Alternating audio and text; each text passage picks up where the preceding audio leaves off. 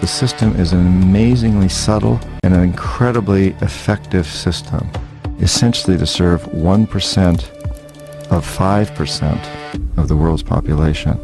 Terribly small. It's not even a pyramid. It's like a needle going up with a few very wealthy, very powerful people sitting on the top. He says it's not even a pyramid. It's the point of a needle. Hello, Truth Seekers. I'm going to show you today a clip from the channel Video Advice that reviews an interview with John Perkins, who is the author of the book, The Economic Hitmen, among a few other clips to try to obtain a clearer understanding of the forces controlling our world. The jackals, that's what he calls them. When the economic hitmen fail, the jackals come in. CIA-sanctioned operatives sent to foment coups, remove leaders from power, or assassinate them if nothing else works. And this wasn't just Panama and Ecuador. In Chile, a CIA-backed coup brought down a democratically elected president in 1973. In 1975, the CIA supported right-wing military dictatorships across 6 Latin American countries simultaneously through a coordinated operation. Researchers have identified at least 25 CIA-sponsored coups between 1963 and 1981 alone. And studies show that countries where this happened never quite recovered economically. Generations of people paid the price for a decision made in a boardroom thousands of miles away. This is the pattern. Economic hitmen first, jackals second, military third. And so with this, I'm reconsidering the concept of the global world order being a grand chessboard where well-connected kingmakers determine which specific chess pieces control which specific country's mini-board. So because the government is directly accountable to the people, whereas the private corporations are not, the intel agencies such as the CIA and NSA recruit their economic hitmen and send them to the various companies, engineering firms to carry out the work. Next, we'll look at a clip by Tucker Carlson interviewing Sean Stone, where he asks, where does the current situation place the United States? In a lot of world, they still matter. And then in the West, for the last 80 years, symbols are just null and void. But that brings us to the United States, which is the heir to the British Empire. So if the British Empire was the product of this deal that John Dee made to bring the Tempest to destroy the Spanish Armada, launch Britain into control of the West, and then that control ends in 1945 with the dropping of the atom bombs, roughly speaking. So where does that put the United States government?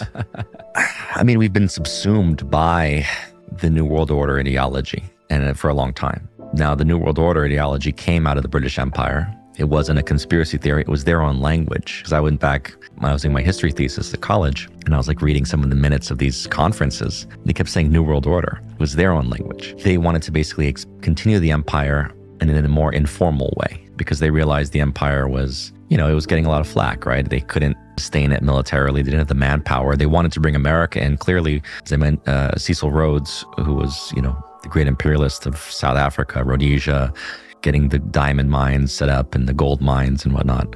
And his benefactor was Lord Rothschild. And Rhodes was in his will saying, we want to reclaim the Holy Lands and we want to bring America back, basically within the empire. So that was the agenda from the end of the 19th century, the bringing America to be like the military might of the Western financial system, right? That takes place clearly between World War I and World War II. As you said, we then take over for the British Empire, all of its former colonies and the French colonies, including Vietnam. Why do we end up in Vietnam War? It's a French colony. Indochina, yeah. Yeah, Indochina. Why do we, take on Turkey and Greece, to defend against the Soviets? That's all the British imperial realm. Middle East, again, the French and British carved up the Middle East. All these countries are essentially, creations of the British and the French. So we inherit the empire and basically ally with this idea of the world game. Russia had been the enemy of the British. They became our enemy. And that's a whole complicated issue. But essentially, partly it's dynastic families, wanting the wealth of the others. And that's perhaps why they couped the Tsar, to get their fortune and get them out of power and put the Soviets in, partly as an experiment, partly as a way to keep Russia out of, I don't know, I guess you could say separated from the Western world, to create like an enemy going forward. Because as we know, we backed Hitler at the beginning to go against Russia. That was the whole deal, was like, you're going to fight the Russians, kind of like we backed Iraq to fight the Iranians in the 80s. It's the old divide and conquer technique. So Russia had been the British enemy. We inherited that. And then we basically bought into the New World Order ideology. That's why we kept going into this globalist mentality for decades, of committing ourselves. But there's a supernatural element, too. It seems obvious. It was only in the last year. I find that there are some interesting contrasts. For this video, I'm not telling you what to believe. I'm merely exploring the current informational environment with you through both conscious and unconscious processing. Hope that we may determine the big what is. Russian Special Envoy Kirill Dmitriev here directly promotes Tucker Carlson in the exposure of the Ukrainian corruption. He shows the key signs of being connected to something deeper, yet in promoting Tucker, you can argue he's defying the Trump administration, which has recently named Tucker Carlson as a domestic extremist. In a post, Kirill says, exactly as predicted, Starmer will resign in May. The Patriots did it. We did it by shedding light on mistakes, failed policies, and missed opportunities. And in this, he's quoting a post that he made April 24th, predicting Starmer's resignation, which just occurred. And it appears with this meme showing the United States sitting at a table next to China. In Kirill's post, it seems a prediction has come true because at that meeting, President Xi offered to Trump partnership rather than being a rival, a most delightful foreboding of things to come. And so I wonder if Kirill's predicting power is more a spiritual attunement, or is he read in to a secret higher order white hat type alliance? Kirill reveals that there is a belief in witches and magic spells among the leadership of Zelensky's team. It's interesting that there is an increased openness to this concept of supernatural forces, here in this instance also pushed by Tucker Carlson. I look at the character of Donald Trump and wonder if he's truly in control, or if he's merely a piece being pushed around on a grand chessboard, trapped by the immense influence of his donors. He does many great things, such as this recent announcement of $1.7 billion in compensation for those who are wrongfully targeted by the prior Biden administration. He has begun, and he further hints at further alien disclosure. But I have to wonder, to what extent are these tactics like chum in the water, an attempt to maintain support, while vicious political forces continue to carry out their own agenda above him? As many Americans know, at this moment, May 18, 2026, we are right before the Kentucky primary to unseat Representative Thomas Massie. As you can see here in photo, he's joined by Marjorie Taylor Greene as well as Lauren Boebert, all three who have A Liberty scores, whereas Trump's golf buddy Lindsey Graham has the F Liberty score, an F to join the likes of Adam Kinzinger or Elise Stefanik. As defined, the Liberty score is a congressional grading system created by Conservative Review that evaluates members of Congress based on how closely their voting records align with conservative principles. Thomas Massie's opponent, Ed Galbraith, is supported by Donald Trump's great friend Mark Levin. It appears that now the Vice President, J.D. Vance, is taking flack for his opposition to Thomas Massie in his primary. I think the problem with Thomas, and I've told him this in private, and now I guess I'll say it in public, is it's one thing to disagree with the party on a particular issue. It's one thing to have your independent stand on a number of questions. And by the way, some of the stuff where Thomas Massie has been independent against the Republican Party, I've agreed with him with. Thomas and I worked together during 2023, where I was trying to stop the limitless flow of American money to Ukraine, and Thomas was one of the people I was working closest with it. But that's one thing. Being independent, having your own opinions is one thing. Voting against the party on every single issue, you're eventually going to make too many enemies. And that is the problem that Thomas has had. It's not one issue, it's not 3 or 4 issues. It's that every time that we've needed Thomas for a vote, he has been completely unwilling to provide it. That is why the President of the United States has trained his ire on Thomas Massie. It's because we can never count on him for some of the most difficult votes. I wish that weren't the case. I say that as somebody who's known Thomas well before I got into politics, but politics is politics, and when you always vote against the party, you can't expect the party to actually back you. It appears he ends with the believe me look. Murray asks Rock, what percentage of the time has Lindsey Graham voted with the Democrats compared to Thomas Massie? Rock replies, Graham, who you know is Donald Trump's friend, has aligned with the Democrat positions far more often than Massie. Per 538 data, in 2023, Senator Lindsey Graham voted with Biden greater than 50% of the time. In the 117th Congress, Representative Thomas Massie voted with Biden just 1.8% of the time, which is the lowest in the House. Massey breaks with GOP leadership more on spending fiscal issues, but rarely sides with Dems overall. Graham's record shows more cross-aisle votes. The vice president seems to characterize the issue with Massey as being more of not voting with the Republicans on key issues. But does this characterization make Massey, here stated in the view of Trump, as the worst congressman in the history of our great party? It's a bit extreme, no? As of today, at least $32.6 million has gone towards political ad spending for the primary, with Galrin, the retired Navy SEAL, shelling out nearly $11 million and Massey forking over $7.6 million. And so that makes this the most expensive House primary race in history. On the internet, there is a narrative war about the nature of this funding, which may provide a hint to some of the major power flows that exist in this world. I have not directly confirmed the spiritual or religious orientation of the super PAC funding Galrain against Massey, but assuming that Donald Trump is against Massey for multiple reasons, including this influence, I'm starting to realize that there may be an underlying power struggle that is far more complex than what we may realize from the headlines. You really have to read in between the lines of some things. But seriously, if you didn't have me, if you had some different type of a president, you wouldn't have Israel. I know you're big Israel fans. Frankly, evangelicals and Christians, just Christians, I think they like Israel more than Jewish people like Israel, if you want to know the truth. What do you hear there? I'm sure you remember the White House Correspondents' Dinner.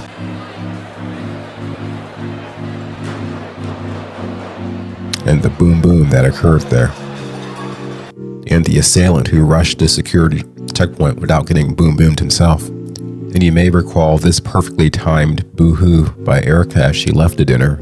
I just want to go find Candace Owens was provided a source which claimed that the actual military of the U.S. used that viral moment from Erica Kirk as a type of information warfare emotional object to influence the public's political alignments. The source provided her with the internal email, which was then later requested to be deleted by a White House authority. Candace carefully typed out the entire email into a Word document to prevent identification of the leaker. That's employed by the Department of Defense. Make no mistake, this email is coming from the Department of Defense. But this is verbatim what the relevant portion of the email read. Here you have it up on the screen. Addendum, Erica Kirk video clip of Erica Kirk leaving the ballroom area and stating, "I just want to go home," is driving the highest engagement of all incident-related content across platforms. Our current digital assessment is strongest emotional response, asset, associated with incident, high cross-ideological circulation, elevated repost velocity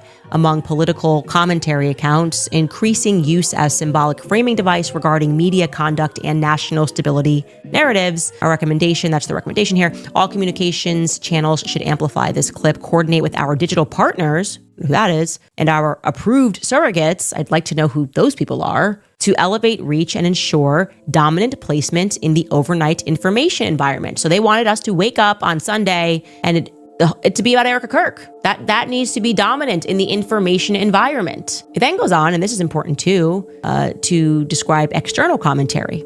Expect aligned outside commentators, so talking about their surrogates, to independently amplify the professionalism of protective response, the media conduct during the evacuation, political rhetoric, and escalation concerns. We saw all of this happening. Broader executive stability themes. Okay, we're going to talk about that later. Now, the first astonishing thing about this email is who it came from. This is important, okay?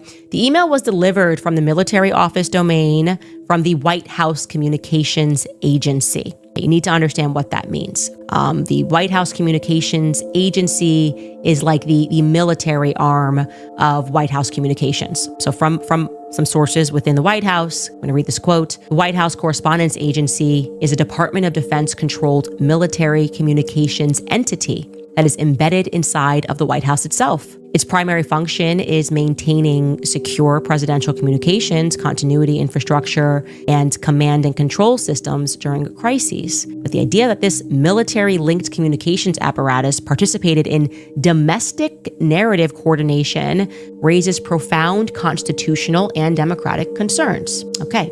End quote. Now, you should know who the email was sent to because you see some morons online saying, you can't just type this up. Oh yeah, that seems like a really good idea. I'm sure I'll just make up an email and expect not to be called out on it. The email was sent to Caroline Leavitt's press office and team, so she can confirm its authenticity. The National Security Press Team, the National Security Operations Team, copied onto this email. We covered some of this yesterday with Stephen Chong, who is the White House Communications Director, Richard Smalley, who is the Communications Officer and the Information Assurance Engineer, sounds so dystopian, at the White House Communications Agency, so that's a military position.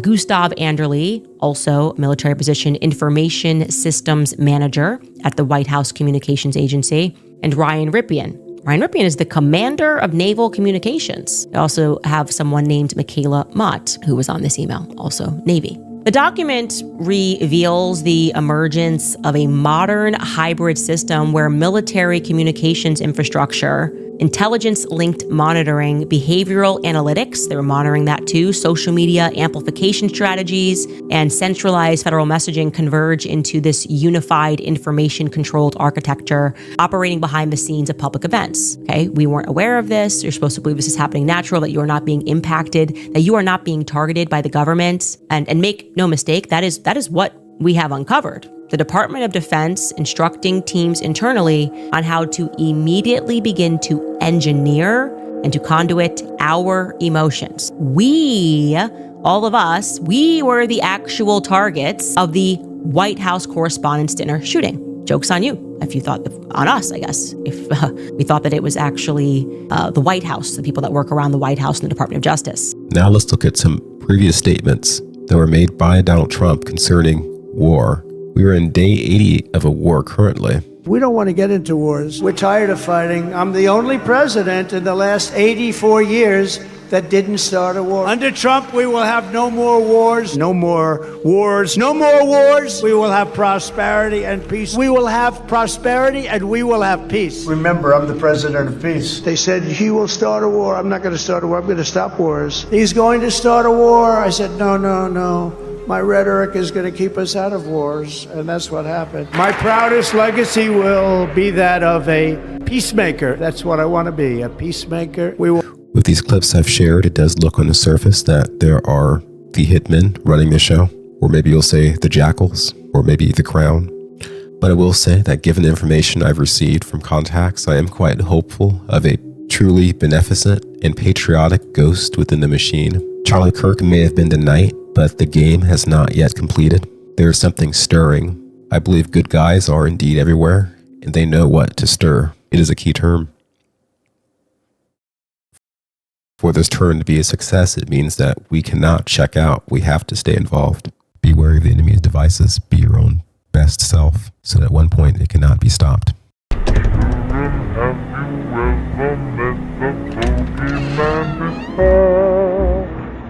Of course you haven't, for you're much too good, I'm sure.